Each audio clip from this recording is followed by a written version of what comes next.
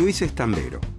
En su chacra de pocas hectáreas, cuida como nadie de sus vaquillonas Olando. No terminó la secundaria en el agroindustrial de su pueblo. Todos los días, Luis lleva los cientos de litros de leche cruda de sus vacas a la industria láctea de Pedro. Pedro es un productor de lácteos que pasteuriza, envasa y convierte en quesos, yogures y cremas la leche de todos los tamberos de la región.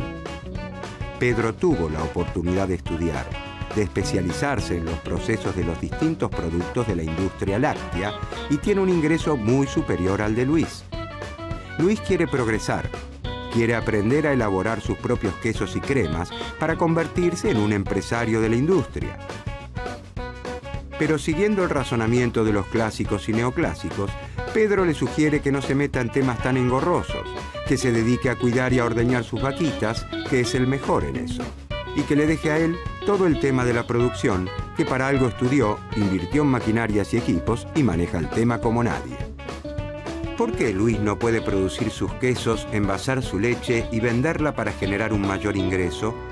¿Por qué ocurre algo parecido con los países que parecen destinados a especializarse en una única actividad y no pueden producir bienes de mayor calidad tecnológica para venderlos al resto del mundo y generar así una mayor riqueza para su pueblo? ¿Qué escuela de pensamiento económico podrá ayudarnos a entender estas cuestiones?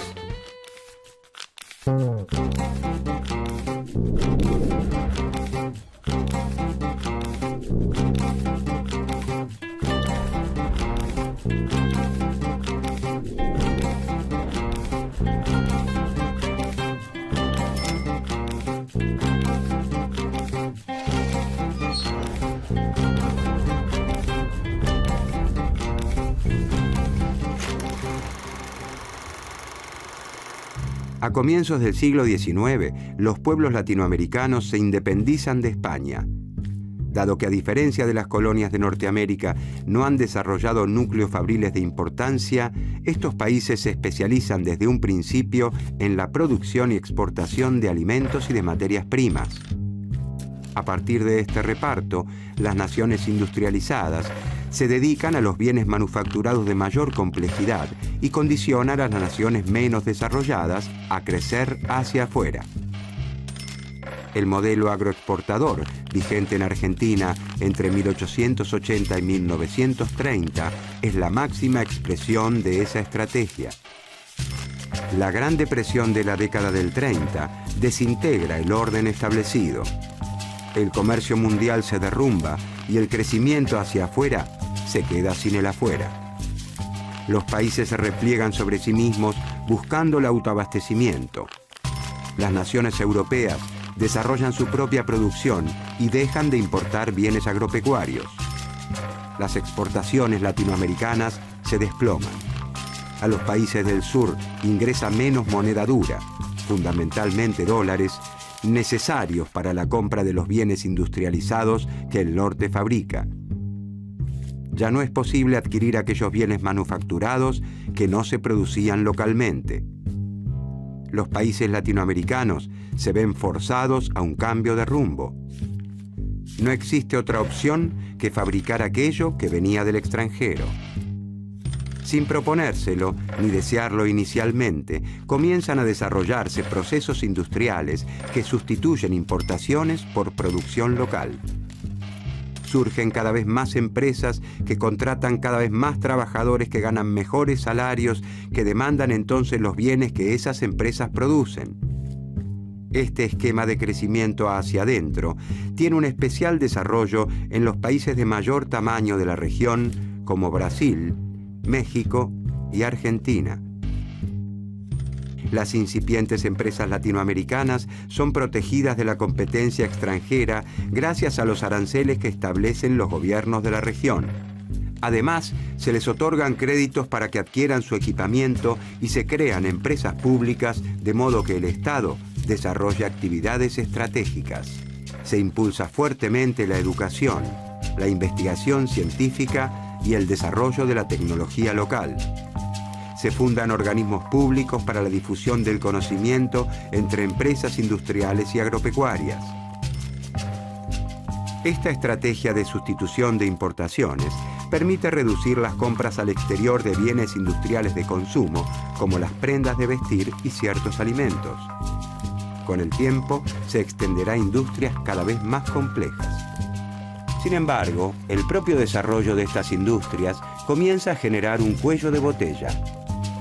Los países latinoamericanos no logran producir bienes de capital, es decir, bienes con los que se manufacturan otros bienes, como laminadoras de acero, plantas procesadoras de celulosa, máquinas, herramientas, bienes de mayor complejidad tecnológica.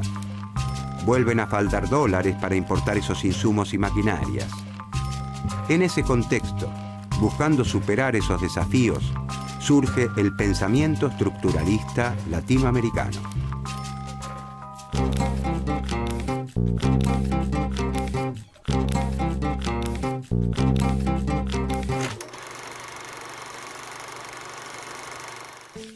Al finalizar la Segunda Guerra Mundial, no hay duda sobre la debilidad que ha provocado el crecimiento hacia afuera en los países latinoamericanos.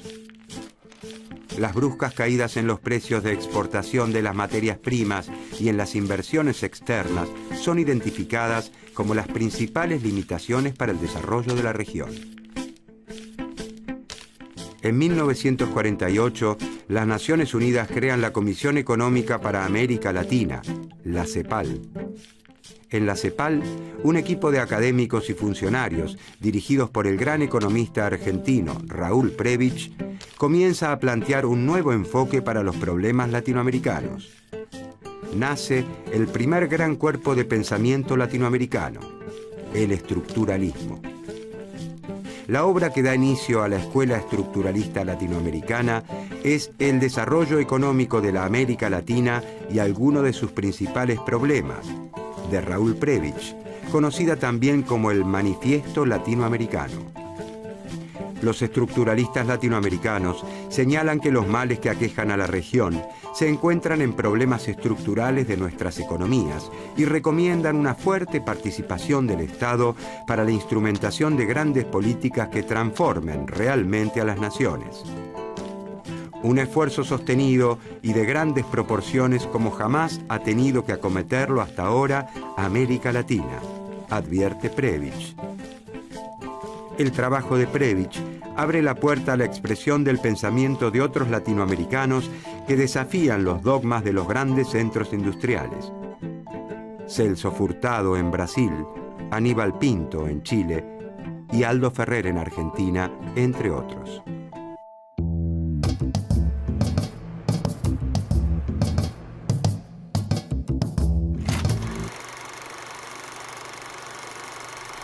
El pensamiento dominante, gestado en los países centrales, establecía que cada país debía especializarse en lo que hacía mejor, como si esto último fuera algo natural y no un producto de la historia.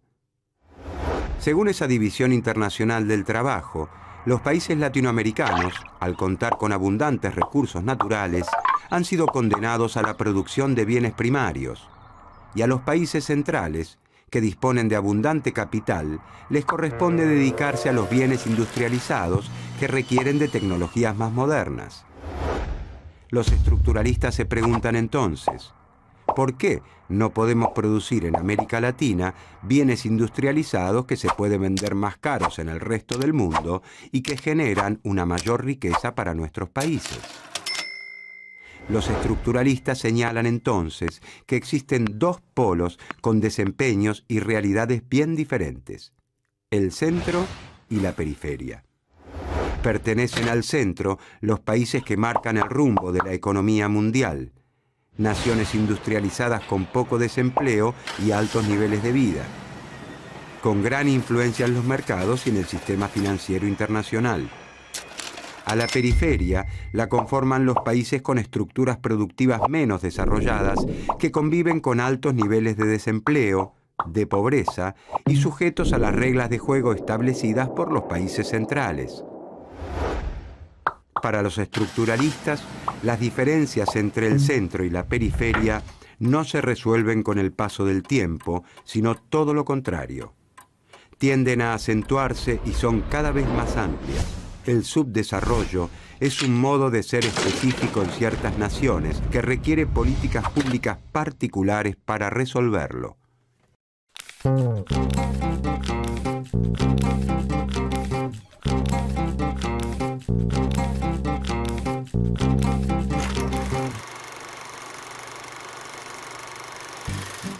Las diferencias estructurales entre el centro y la periferia han nacido en tiempos de la colonia, pero según el pensamiento estructuralista, se reproducen y se amplían con el correr de los años. Las estructuras del centro son diversas. Incluyen una amplia variedad de bienes y de servicios. Producen de todo un poco.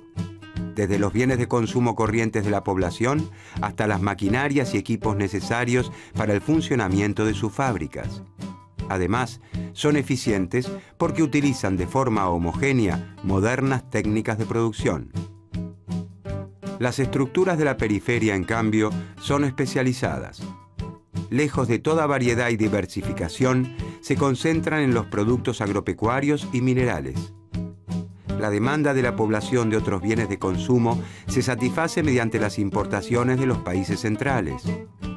La estructura, además, es heterogénea porque coexisten las actividades que se destinan a exportaciones hacia el centro y que evidencian un gran desarrollo tecnológico, con otras totalmente relegadas que solo interesan a la periferia. Como consecuencia, conviven en América Latina áreas sumidas en el atraso con otras muy modernas, la pobreza extrema con la riqueza. El sector rural latinoamericano, al incorporar equipamiento en reemplazo de mano de obra, expulsa a miles de trabajadores que se trasladan a las ciudades en busca de una vida mejor. Sin embargo, la atrasada industria no tiene la capacidad suficiente para absorber a todos esos trabajadores desocupados y a los que se incorporan como consecuencia del crecimiento de la población. De esta forma, una porción mayoritaria queda relegada y vive en pésimas condiciones en los barrios marginales que rodean las ciudades.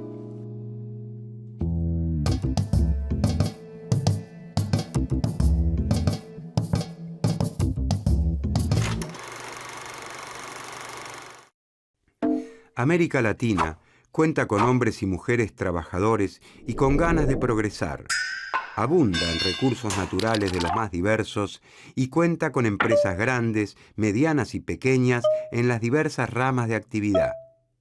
Pero le falta un ingrediente insustituible para seguir creciendo. No puede fabricar por sí misma dólares. Ni los pesos argentinos, chilenos, uruguayos, ni los reales brasileños sirven para comprar maquinaria importada. Se necesitan dólares contantes y sonantes. Como la existencia de dólares dependerá del éxito de las exportaciones de alimentos y de productos primarios, y estas exportaciones fluctúan constantemente en precios y en cantidades, la compra de insumos y maquinarias al exterior se ve interrumpida constantemente. Los estructuralistas denominan esta principal limitación al desarrollo latinoamericano como la restricción externa. La disponibilidad de moneda extranjera para afrontar las importaciones que aún no han podido ser sustituidas por la producción nacional se reconoce como un desequilibrio estructural, recurrente, cíclico. Origina caídas en la producción y el empleo. Provoca incertidumbre en los empresarios que dudan en invertir por miedo a que una nueva crisis pulverice sus ganancias. Además, para superar la escasez recurrente de dólares, los países latinoamericanos contraen deuda externa, pero no porque no tengan recursos, sino porque no disponen de moneda extranjera. Los dólares generados por las exportaciones de bienes primarios no alcanzan para hacer frente a las importaciones de bienes industrializados, porque los bienes industrializados que Latinoamérica importa son mucho más dinámicos que los productos primarios que exporta. Los avances tecnológicos les permiten a los países centrales sustituir cada vez más los productos naturales que produce la periferia por artículos artificiales, como fibras sintéticas en lugar de algodón y plásticos en lugar de caucho, entre otros. Y por otro lado son más dinámicos porque, a medida que crecen sus ingresos, los ciudadanos de los países centrales consumen cada vez más bienes industrializados diversos que ellos mismos producen. Para superar el principal limitante al desarrollo de la América Latina, la restricción externa, los estructuralistas proponen un cambio radical en las economías de la región, profundizando la industrialización.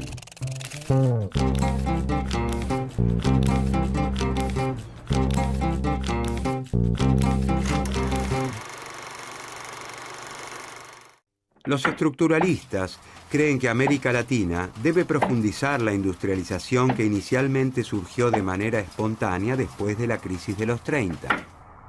De esta manera, se reducirá la dependencia externa de bienes manufacturados de mayor complejidad y se aliviará la restricción externa. Al no depender de la importación de bienes de capital e insumos, el crecimiento de la región no se verá limitado por la falta de moneda extranjera. El desarrollo de nuevas industrias generará más puestos de trabajo, mejorará los salarios y logrará una mayor integración social, incluyendo a la población expulsada del campo. Para superar el atraso latinoamericano, los estructuralistas consideran que el Estado debe adoptar un rol fuerte y activo.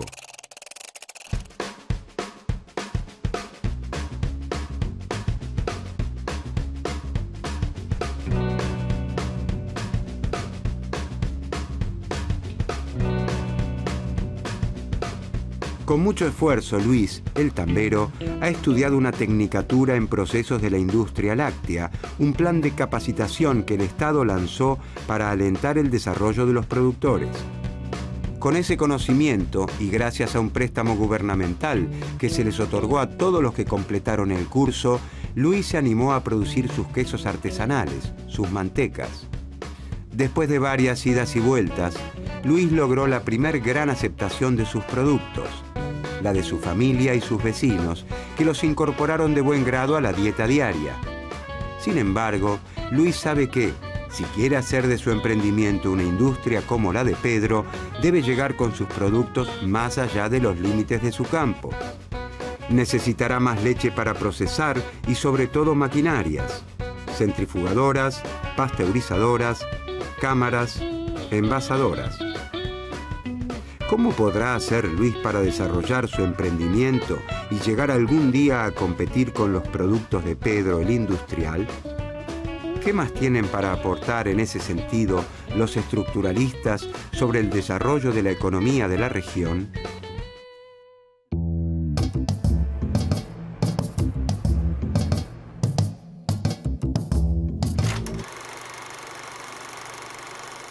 Para volverse más competitivas, operar de manera eficiente y aprovechar plenamente la capacidad de sus fábricas, algunas empresas industriales latinoamericanas necesitan dirigir su producción a mercados más amplios que los de su propio país.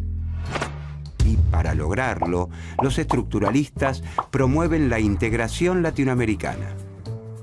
Para eso es clave un proceso de integración regional que aliente una competencia controlada entre los países y la constitución de un mercado común latinoamericano. Ese mercado común permitirá que las empresas latinoamericanas que necesitan una demanda mayor para ser eficientes puedan lograrlo.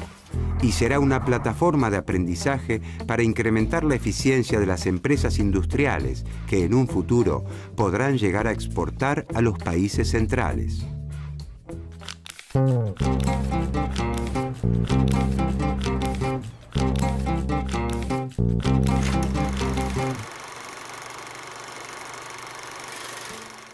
En un primer momento, y gracias a la estrategia de sustitución de importaciones, se crean cientos de miles de puestos de trabajo en la industria.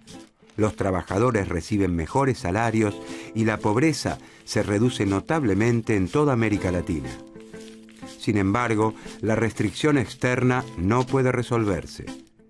Las nuevas industrias requieren insumos, maquinarias y repuestos del exterior. Además, las empresas transnacionales instaladas en la región envían gran parte de los beneficios a sus países de origen y agudizan la escasez de moneda extranjera. Las industrias nacionales no logran exportar al resto del mundo y las que sobreviven lo hacen gracias a políticas proteccionistas permanentes que les permiten competir. Un grupo de pensadores latinoamericanos, los teóricos de la dependencia, adoptan posturas más radicales que los estructuralistas y proponen el socialismo como vía alternativa. La crisis derivada del shock del petróleo en 1973 y 1974, que encarece abruptamente el precio de este insumo fundamental, es un duro golpe para la sustitución de importaciones y siembra el terreno para el predominio de las políticas neoliberales durante el último cuarto del siglo XX en América Latina. En Chile y Argentina, el liberalismo regresa con fuerza de la mano de regímenes militares de una violencia inusitada. Los dictadores y sus técnicos aseguran que los problemas latinoamericanos se deben a la excesiva intervención del Estado en la economía y que los países tienen que aceptar el lugar que se les ha asignado en la división internacional del trabajo, especializándose en los bienes primarios para los que se encuentran mejor dotados y terminar con la protección a la industria para que sobrevivan las empresas industriales capaces de competir con las grandes empresas de los países centrales. Durante los últimos años, Latinoamérica viene desarrollando una nueva etapa, una concepción alternativa del orden económico internacional. El pensamiento estructuralista vuelve a cobrar gran actualidad.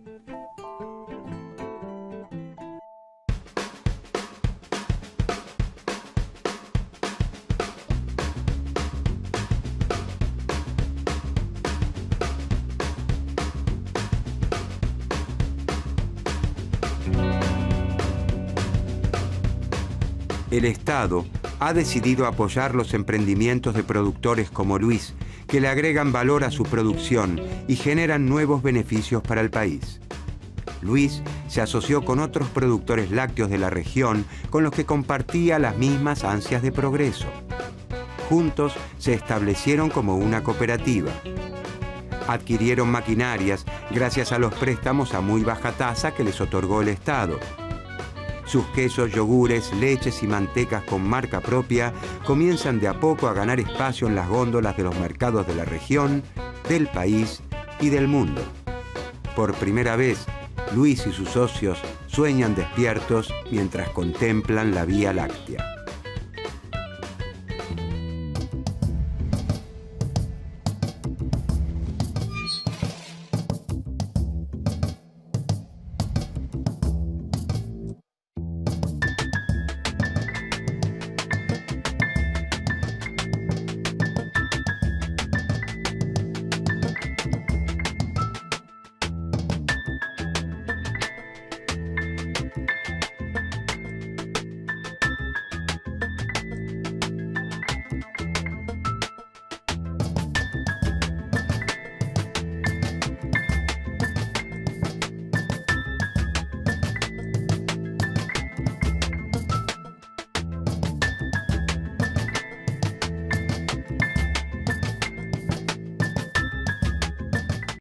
Estos países se especializan desde un principio en la producción y exportación de alimentos y de materias primas. A partir de este reparto, las naciones industrializadas se dedican a los bienes manufacturados de mayor complejidad y condicionan a las naciones menos desarrolladas a crecer hacia afuera. El modelo agroexportador, vigente en Argentina entre 1880 y 1930, es la máxima expresión de esa estrategia. La Gran Depresión de la década del 30 desintegra el orden establecido. El comercio mundial se derrumba y el crecimiento hacia afuera se queda sin el afuera. Los países se repliegan sobre sí mismos buscando la autonomía. ¿Qué escuela de pensamiento económico podrá ayudarnos a entender estas cuestiones?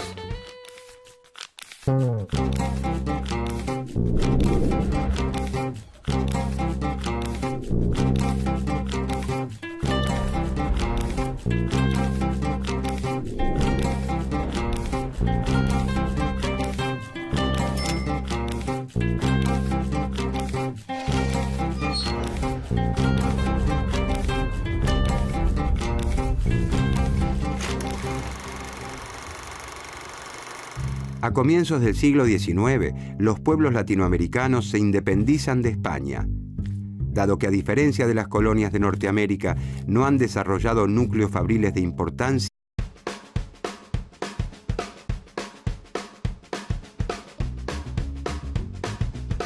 Luis es tambero. En su chacra de pocas hectáreas, cuida como nadie de sus vaquillonas Olando. No terminó la secundaria en el agroindustrial de su pueblo. Todos los días, Luis lleva los cientos de litros de leche cruda de sus vacas a la industria láctea de Pedro. Pedro es un productor de lácteos que pasteuriza, envasa y convierte en quesos, yogures y cremas la leche de todos los tamberos de la región. Pedro tuvo la oportunidad de estudiar, de especializarse en los procesos de los distintos productos de la industria láctea y tiene un ingreso muy superior al de Luis. Luis quiere progresar, quiere aprender a elaborar abastecimiento. Las naciones europeas desarrollan su propia producción y dejan de importar bienes agropecuarios. Las exportaciones latinoamericanas se desploman. A los países del sur ingresa menos moneda dura, fundamentalmente dólares, necesarios para la compra de los bienes industrializados que el norte fabrica. Ya no es posible adquirir aquellos bienes manufacturados que no se producían localmente.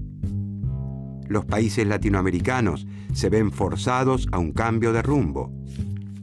No existe otra opción que fabricar aquello que venía del extranjero.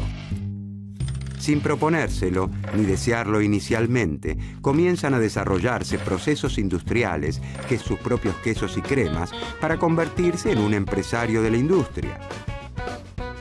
Pero siguiendo el razonamiento de los clásicos y neoclásicos, Pedro le sugiere que no se meta en temas tan engorrosos, que se dedique a cuidar y a ordeñar sus vaquitas, que es el mejor en eso, y que le deje a él todo el tema de la producción, que para algo estudió, invirtió en maquinarias y equipos y maneja el tema como nadie. ¿Por qué Luis no puede producir sus quesos, envasar su leche y venderla para generar un mayor ingreso?